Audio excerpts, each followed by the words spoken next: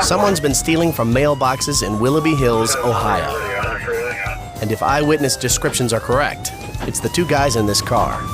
Pull your vehicle further off to the right side. Patrolman Matt Nagley approaches the car and immediately recognizes the driver. It's the son of another county's deputy police chief. But that's not why Nagley recognizes him. We've been involved in things with him in the past, various arrests for different offenses. Also, we'd been notified at prior roll calls that he was wanted for felony warrants for parole violations, things of that nature. But the repeat offender also recognizes Nagley, and he's not sticking around for a reunion. Officer Nagley calls for assistance as the driver hits the gas. Brady, I need another unit immediately. As the patrolman struggles to catch up to the suspects, he yells over his PA. Pull over now! But the driver isn't cooperating, and unfortunately, neither are the circumstances. Road conditions weren't that great that day. It was wet. There was a snow that was starting to fall. Some of the drivers in the area didn't make it that easy for me to get directly behind them. Luckily, Nagley doesn't have to go this chase alone. Up ahead, another officer gets the call. And this isn't just any cop. It's Nagley's boss.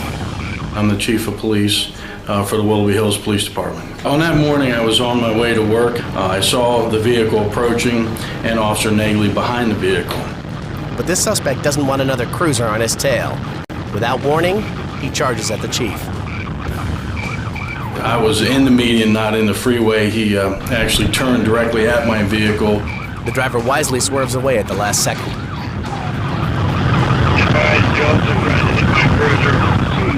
Chief Collins could easily seize control of the chase. But a good leader also knows when to follow.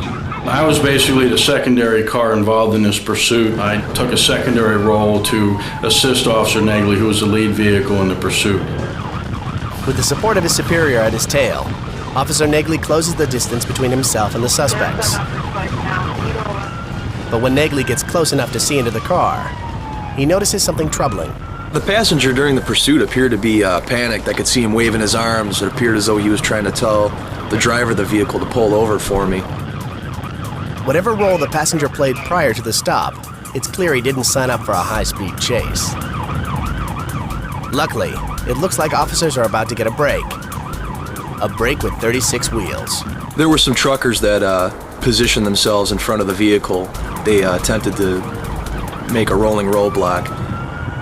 Unfortunately, it's all for naught. The suspect vehicle was able to maneuver between the trucks at that time and then continue in the pursuit. One trucker tries to squeeze the suspects off the road, but the driver lays on the accelerator and shoots around the behemoth.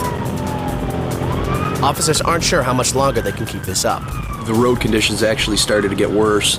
As we got further out into the snow belt, the snow started to fall a little heavier, so we knew that we didn't have much time left to stay engaged in this pursuit. As the suspect crosses into the next county, Chief Collins radios the State Highway Patrol to set up tire flattening stop sticks.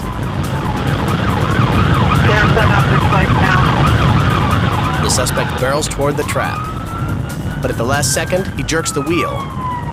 It's the last move he makes.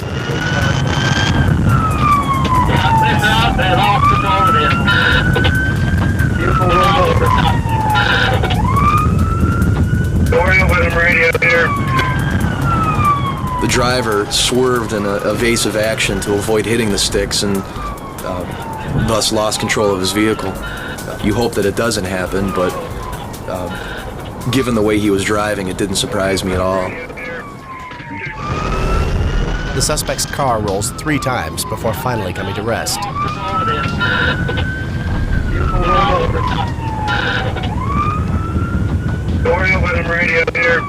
Officers cautiously approach the wreck. It doesn't look good. 753 advised, we do have a vehicle rollover. Injuries. The driver was thrown into the back seat and knocked unconscious. Police immediately begin medical treatment. In that kind of a situation, your role definitely changes to one of a caregiver. You know, our main job out there is protect the public. Even if it's somebody that is involved in a crime, you have to give them the same type of care that you would to anybody else in the general public. The passenger of the car is unhurt, but extremely shaken. Nagley puts the man in the back of his cruiser and tries to keep him calm. Try to relax. Okay. I have seizures, sir. What's that? I have me seizures. Okay, you all right though? Yeah, I'm fine. I'm gonna just What you need to do right now is just relax. The passenger will be okay, but the driver of the car is flown to an intensive care unit. When he comes to, he'll have some serious questions to answer. He may have been the son of a deputy chief, but instead of following in his father's law-enforcing footsteps, Pull over now! he found the law-enforcing footsteps following him. And he was so busy trying to shake them that he almost lost his life.